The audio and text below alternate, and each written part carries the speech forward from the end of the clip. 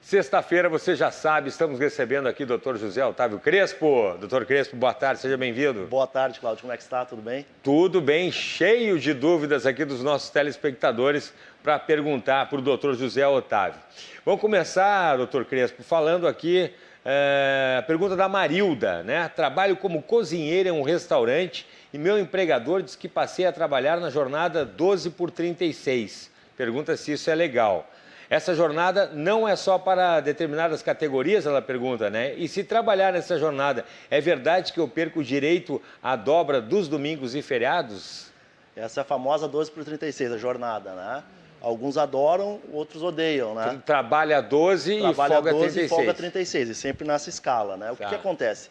Antes da reforma trabalhista, né, até outubro de 2017, só podia haver essa jornada para algumas categorias e desde que houvesse norma sindical, ou acordo coletivo ou convenção coletiva.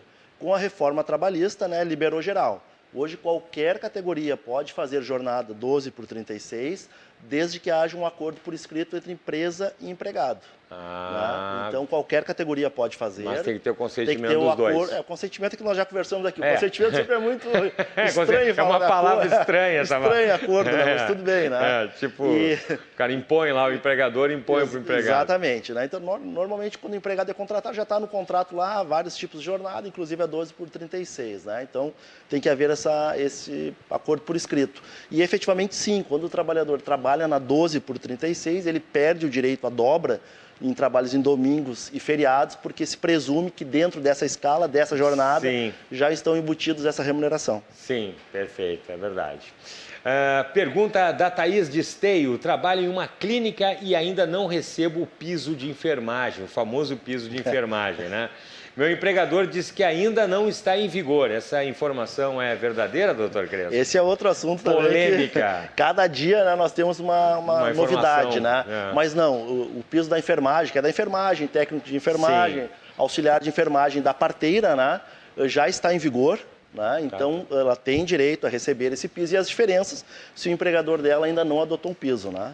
Existe, claro, toda uma discussão hoje, desde quando, o que aconteceu? Veio a lei, o Supremo Tribunal suspendeu a lei, aí depois o ministro Barroso deu um prazo de 60 dias para que houvessem convenções coletivas para que entrasse em vigor. Né? Mas já está em vigor.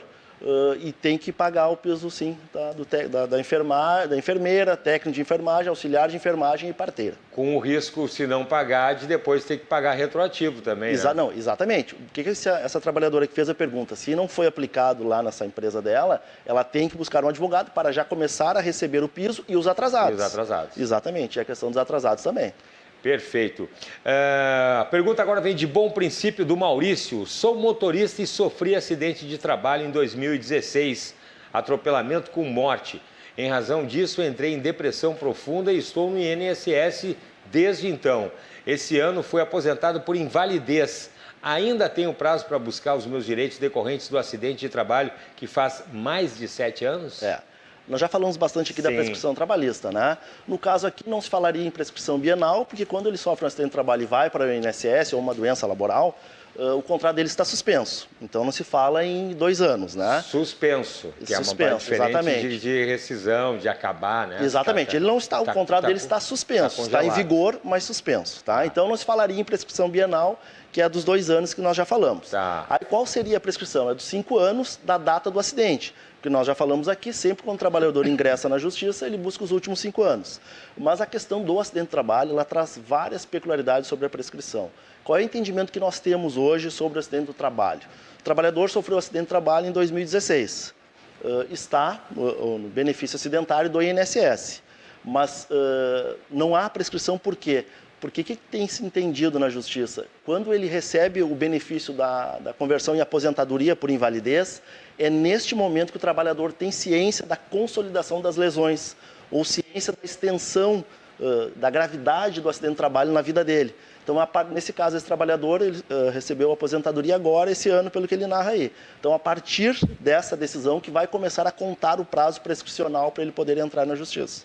Perfeito. Eu só gostaria assim, de explicar, Cláudio, que eu vejo uma grande confusão dos trabalhadores, porque o trabalhador que sofre um acidente de trabalho ou está uma doença do trabalho, que também é responsabilidade da empresa, eu vejo que ele se preocupa muito em entrar com ação contra o INSS, buscar os direitos do INSS. Isso. E, claro, ele tem esse direito. Sim. Só que o trabalhador tem que ser melhor orientado, porque ele tem que buscar um advogado previdenciarista para ver quais os direitos que ele tem perante o INSS, mas ele deve buscar também um advogado trabalhista para buscar a responsabilização do empregador. Porque isso, eu já falo, isso não isso é muitas falado, vezes não é falado conhecido. E o trabalhador desconhece, porque o trabalhador, no caso, sofreu um acidente de trabalho, ele vai seguir recebendo do INSS, está com a aposentadoria por invalidez. Mas tem toda a questão de responsabilidade da empresa, o dano moral, o lucro cessante, que eu já falei. O que é o lucro cessante? Ele vai receber uma aposentadoria do INSS, mas tem direito também de receber o salário dele, que ele deixou de receber, um pensionamento, né? Então, isso é desconhecido. Então, o trabalhador tem que se atentar a isso. Sofreu um acidente de trabalho ou está com uma doença que é decorrente do trabalho ou foi causada ou agravada pelo trabalho, busque se orientar, busque um advogado trabalhista, não só o previdenciarista. Sim. Olha, a orientação importante aí, viu? Eu realmente também desconhecia. A próxima pergunta vem da Serra de Bento Gonçalves, o Carlos. Pergunta o seguinte, doutor José Otávio Crespo. Trabalho como zelador e recolhendo lixo no condomínio que não dá luvas. Furei a mão com uma agulha de seringa. Estou tomando um coquetel de medicamentos em razão do perigo de ter pego alguma doença. Recebi atestado de 5 dias e o condomínio não quis emitir a CAT. Tenho algum direito mesmo não tendo a CAT e não ter ido para o INSS? Sim, ele mantém os direitos dele. Nesse caso, é o chamado acidente de trabalho típico. O que é o acidente de trabalho típico? Ele está durante o trabalho, sofre um acidente de trabalho, a responsabilidade da empresa. Ele narra que exerce uma função sem luvas, que seriam os EPIs necessários, né? Então, assim, o fato da empresa, que tem a obrigação de emitir a CAT, não ter emitido a CAT... O que é a CAT? Comunicação de acidente do trabalho. Tá. Ocorreu um acidente de trabalho, independente da gravidade do trabalho, do acidente, a empresa é obrigada a emitir a CAT. Mesmo o condomínio que ele é funcionário. Mesmo o condomínio tem que emitir a CAT. Vamos supor, se o condomínio não emitiu, ele mesmo pode emitir essa CAT pela internet, ou lá onde ele buscou atendimento médico, ou até mesmo no sindicato, certo? Mas a não emissão da CAT pela empresa, pelo empregador, não retira os direitos trabalhistas que ele tem. Ele tem os mesmos direitos trabalhistas, isso é importante dizer. Está assegurado. Está assegurado. A questão dele não ter ido para o INSS, por que ele não foi para o INSS? Porque ele ficou menos de 15 dias. Se o atestado fosse mais de 16 dias, ele seria encaminhado ao INSS. Qual é a diferença? Quando ele não vai para o INSS, ele não tem direito à estabilidade. Então, isso é o que muda, ele perde o direito à estabilidade. Mas, nesse caso, ele pode ingressar na justiça para buscar a responsabilização do empregador. Quais seriam? A questão do dano moral, né, porque houve um acidente de trabalho por culpa da empresa, em tese, e dependendo da extensão do ferimento que ele teve na mão, poderíamos se pensar também no dano estético, aí teria que analisar o caso concreto. Mas o fato de não ter a CAT e não ter ido para o INSS não retira os direitos dele de responsabilizar o empregador. Maravilha. Próxima pergunta aqui da capital, o Antônio. A gente já falou sobre isso aqui, né? É verdade que motoristas e cobradores de ônibus em Porto Alegre estão recebendo abaixo do piso estipulado na convenção coletiva? Essa eu tenho que ter muito cuidado para responder, porque senão amanhã a RDC está recebendo uma notificação das empresas de transporte de ônibus. Então, assim, deixar bem claro, a forma que a pergunta foi feita. Não, os trabalhadores estão recebendo os valores previstos nas normas coletivas. A pergunta, eu entendo que esse telespectador ele quis fazer outra pergunta. Sim. Se sempre os cobradores e motoristas de ônibus receberam o piso da categoria. Aí eu sou obrigado a dizer que não. Por que não? Nós tivemos a convenção coletiva do ano passado e a deste ano, que retroagiu o piso da categoria. O que significa isso? Tanto essa convenção coletiva que está em vigor, como a do ano passado, fala o seguinte: o piso hoje, que é 3.100 e alguma coisa para motorista, não me recordo, deveria ser aplicado desde fevereiro de 2021. Então, o que eu digo? Com base no que está descrito nas convenções coletivas do ano passado e deste ano, todo motorista, todo cobrador de ônibus de Porto Alegre teve pago a menor o salário. Sim. Então, todo trabalhador que saiu da empresa a partir de fevereiro de 2021 e aqueles que estão na empresa até hoje, tem diferença a receber, conforme está previsto na convenção coletiva. Sim, isso já aconteceu comigo. Uma época eu saí de uma empresa, tinha tido já e não tinha recebido ainda a convenção, e aí eu saí. Aí depois acabei recebendo a diferença. Então só para esclarecer, hoje as empresas, pelo que eu tenho conhecimento, estão pagando o piso da categoria. Mas de fevereiro de 2021 até fevereiro deste ano, há uma diferença que tanto o motorista como o cobrador tem que receber, porque as empresas não obedeceram o que vem expressamente descrito nas convenções coletivas.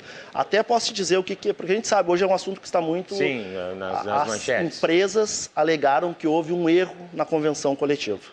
Mas eu acho muito estranho haver um erro em duas convenções coletivas feitas pelos sindicatos. Quem fez foram o sindicato dos rodoviários e das empresas transportadoras de ônibus. Né? Então, eu acho muito estranho, mas... É a alegação. Com base nas convenções, tanto o motorista como o cobrador, durante 2 anos, receberam errado. Letícia de Sapucaia. Meu avô morreu em um acidente de trabalho. Tenho algum direito a ser indenizado? Sim, todo núcleo familiar próximo, pai, mãe, irmão, companheiro, companheira, neto, havendo um acidente de trabalho, tem direito de ser indenizado. Aí nós temos que analisar que tipo de indenização. Aí nós temos a questão do dano material, que seria o pensionamento, né? Aí vai ter que se comprovar a dependência econômica dessa neta com o avô que morreu. Sim. Aí teria que provar que dependia economicamente desse neto. Para quê? Para que tenha direito a postular junto à empresa um pensionamento, certo? Agora, a questão do dano moral, que é o chamado, que nós já falamos aqui no programa, dano moral por ricochete, isso é presumido. Todo o núcleo familiar, pai, mãe, irmã, avô, neto, havendo um acidente de trabalho com morte, se presume que este núcleo familiar foi abalado e tem direito a postular uma indenização por danos morais. Perfeito. Nossa última pergunta, doutor José Otávio. Do Francisco de São Sebastião do Caí. Fui contratado como eletricista residencial. Meu empregador não paga periculosidade, pois disse que só é devida para quem trabalha com alta tensão. É verdade isso? Não, o empregador dele está muito mal informado, viu? Vai ter que medir ali, se for uma tomadinha ali não tem problema. O que diz a ANR é a legislação que regula. Todo o trabalhador exposto à eletricidade, independente se é alta ou baixa tensão, tem direito à periculosidade. Inclusive, nós temos uma súmula aqui do nosso tribunal que fala sobre isso. Sim, então, está errado. Todo eletricista tem direito a receber a periculosidade porque ele está... o risco ao choque. Olha, já teve gente que recebeu choque de chuveiro elétrico. E morre. Já tive e morre. Já tive gente que já morreu botando coisa na tomada de casa, morre. Então não... E vou te dizer que esse tipo de argumento é muito comum, viu? Se vê bastante. É verdade, se vê bastante. Verdade. Se colar, colou. Exato. É que muitas vezes, é aquilo que a gente já falou, né? A maioria dos trabalhadores não conhece seus direitos. Né? Essa é a realidade. Mas é verdade, eu aprendo aqui, cada entrevista eu aprendo mais uma coisinha aqui com o doutor José Otávio Crespo. Muito bem, chegou a interatividade aí para o doutor José Otávio, ao vivo, no nosso WhatsApp aí, coloca na tela aí para a gente ver se... Vamos alugar um pouquinho, doutor José Otávio. Boa tarde, o JM. Obrigado, JM.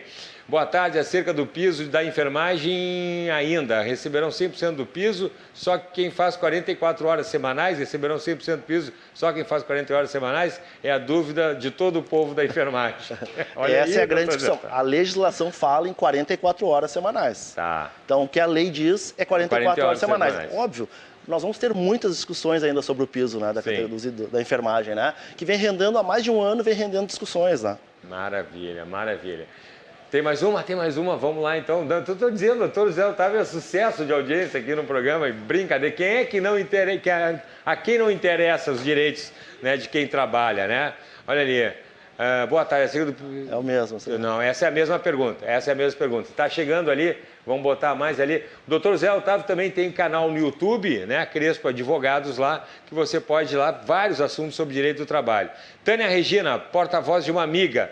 Doutor, pode isso uma empresa não dar vale-refeição, vale-transporte, auxílio médico, só o salário, caso sair, poderia procurar esses direitos, ela trabalha 8 horas por dia. Bom, vale-transporte, acho que fala ali vale-transporte, né? É direito de todo trabalhador.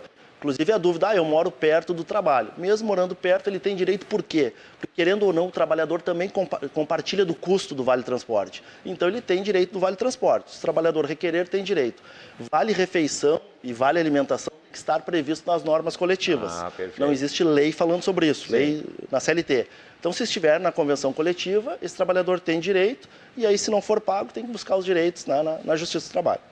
Não é da Tânia Regina, era porta-voz de uma amiga, né? Porque também o doutor José Otávio já falou, o pessoal também morre de medo de buscar os seus direitos. Com certeza, aí. né? Mas tudo bem, respondemos para a amiga, então, da Tânia Regina. Obrigado pela participação, demos uma alugada aí no doutor José Otávio Crespo.